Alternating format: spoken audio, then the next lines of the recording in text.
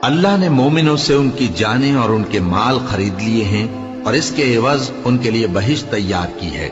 ये लोग अल्लाह की राह में लड़ते हैं तो मारते भी हैं और मारे भी जाते हैं।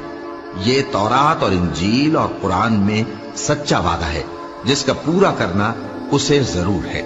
और अल्लाह से ज्यादा वादा पूरा करने वाला कौन है?